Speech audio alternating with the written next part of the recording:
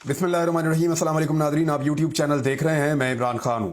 तहलका खेज खत जो इस्लामाबाद हाई कोर्ट के 6 जजेस ने लिखा, उसने पूरे मुल्क में भूचाल पैदा कर दिया है। हालात इस तरह के हो गए हैं कि तमाम बार एसोसिएशन से लगातार स्टेटमेंट्स आ रहे हैं, कुछ जगह पे खामोशी है। वो क्यों है वो मैं आपको बताता हूँ। इमरान खान साहब ने एक बहुत बड़ा मुतालबा कर दिया है काजी फायज ईसा साहब से। पाकिस्तान तहरीक इंसाफ के भी बड़े मुतालबात शामिल हैं और वो जज साहिबान जिनके ऊपर पाकिस्तान तहरीक इंसाफ ये इल्ज़ाम आयद करती थी कि वो पाकिस्तान तहरीक इंसाफ को दीवार के साथ लगा रहे हैं, अब उनकी अपनी सिचुएशन बड़ी ऑकवर्ड हो गई है। स्पेशली इस्लामाबाद हाई कोर्ट के चीफ जस्टिस आमिर फारूक साहब, उनसे अब इस्तीफों का मुतालबा किया जा रहा है मुख्तलिफ धड़ों की जानिब से। हामिद खान साहब ने यह मुतालबा किया, पाकिस्तान तहरीक इंसाफ के लोगों ने यह मुतालबा किया, आम पाकिस्तानी भी ये मुतालबा कर रहे हैं कि वो अपने साथी जजेस को आइन और कानून के मुताबिक फैसला करने की आज़ादी लेकर देने में बुरी तरह नाकाम रहे हैं। उनको बार बार आगाह किया गया कि लगातार दबाव उनके साथी जजेस के ऊपर आ रहा है, लेकिन उन्होंने किसी किस्म का एक्शन नहीं लिया। बल्कि जो उनके एक्शंस हैं, जब उनके ऊपर तहकीकात की जाएंगी तो बहुत सारी मजीद चीज़ें सामने आ जाएंगी। Chief justice Islamabad high court को लेकर बड़ा मोहतात अंदाज अपनाया गया इस खत के अंदर, लेकिन उससे जुड़ी हुई जो चीज़ें अगर इंक्वायरी हुई और सामने आई तो इस्लामाबाद हाई कोर्ट के चीफ जस्टिस बड़ी अजीबोगरीब सिचुएशन में फंस जाएंगे।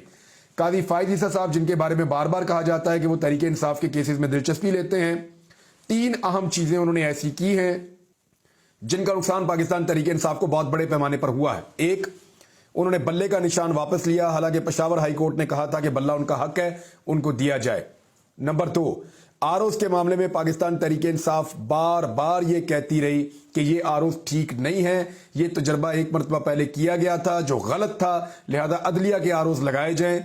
लेकिन काजी फायज ईसा साहब ने लाहौर हाई कोर्ट का फैसला भी अलग कर दिया और आरओज़ के मामले में भी तहरीक इंसाफ की बात नहीं मानी, लाहौर हाई कोर्ट के फैसले को कलअदम किया और फिर जो ब्यूरोक्रेट्स हैं वो आरओज़ लगे, उसका नतीजा आपने देख लिया। फिर जो धांधली वाला मामला था लेवल प्लेइंग फील्ड का, उसमें काजी फायज ईसा साहब ने किसी किस्म का रिलीफ पाकिस्तान तहरीक इंसाफ को नहीं दिया। इन 3 चीजों की वजह से तहरीक इंसाफ को लगता है कि इलेक्शन में उनके साथ बहुत ज्यादती हुई, लेकिन फिर भी 8 फरवरी को वो बड़े पैमाने पर जीत गए। फिर 9 फरवरी को जिस तरह उनकी जीत को हार के अंदर बदला गया, जैसे फॉर्म 47 की पर्ची के ऊपर वफाकी और पंजाब हुकूमत बनाई गई, ये आप सब जानते हैं। अब इमरान खान साहब ने कुछ मुतालबात काजी फायज ईसा साहब से किए हैं, लेकिन पहले जो डेवलपमेंट्स हुई हैं इस सारे खत के मंजर आम पे आने के बाद, वो जरा आप देख लीजिए और कितना प्रेशर है जो बिल्ड होता चला जा रहा है। Number 1, Khyber Pakhtunkhwa bar council ने तहफ़्फ़ुज़ात का इजहार किया और तशवीश का इजहार किया है। उन्होंने कहा कि आज़ाद और खुद मुख्तार अदलिया के वजूद पर एक सवालिया निशान लग चुका है इस खत के आने के बाद। फिर उन्होंने कहा सुप्रीम कोर्ट फौरी तौर पर इसका नोटिस ले। खुफिया इदारों की अदालती उमूर में मुदाखलत काबिल मुजम्मत है, जो किसी सूरत भी काबिल कबूल नहीं है। बलूचिस्तान बार कौंसिल, उन्होंने भी इसको तशवीशनाक अमल करार दिया इस खत के आने के बाद और इसको आज़ाद अदलिया पर कदगन करार दिया। उन्होंने कहा इदारों की मुदाखलत इंतहाई काबिल मुजम्मत है, किसी सूरत ये काबिल कबूल नहीं है। चीफ जस्टिस सुप्रीम कोर्ट जो हैं वो सो मोटो नोटिस ले और पाकिस्तान बार कौंसिल से उन्होंने ये मुतालबा किया कि फौरी तौर पे वकला नुमाइंदगान की मुल्क गिर कॉन्फ्रेंस बुलाई जाए और आइंदा के लाया अमल का उन्होंने मुतालबा किया कि ऐलान किया जाए वहां से कि सारी मुल्क के वकला को इकट्ठा करे पाकिस्तान बार कौंसिल और फिर सबकी राय लेने के बाद आइंदा के लाया अमल का ऐलान करे। ये छोटा मामला नहीं है, बहुत बड़ा मामला है। सिंध हाई कोर्ट पे आ जाए जी। सिंध हाई कोर्ट एसोसिएशन अदलिया के मामलात में इंतजामिया और एजेंसियों की मुदाखलत पर मजम्मत करती है। सियासी मामलात के केसेस में खास तौर पे फेवर हासिल करने के लिए इस किस्म की मुदाखलत की गई। सिंध हाई कोर्ट बार का मुतालबा है कि 3 सुप्रीम कोर्ट के मुअज़्ज़िज़ जज साहिबान, यानी सुप्रीम कोर्ट ऑफ पाकिस्तान जो है वो एक जुडिशल कमीशन बनाए जिसमें सुप्रीम कोर्ट ऑफ पाकिस्तान के 3 मुअज़्ज़िज़ जज साहिबान जो मुतनाज़े नहीं हैं वो इसका हिस्सा हों और उसको तश्कील देने के बाद इस मामले को देखा जाए गहराई के साथ कि जो जजेस कह रहे हैं ये मामला क्या है और किस तरीके से है।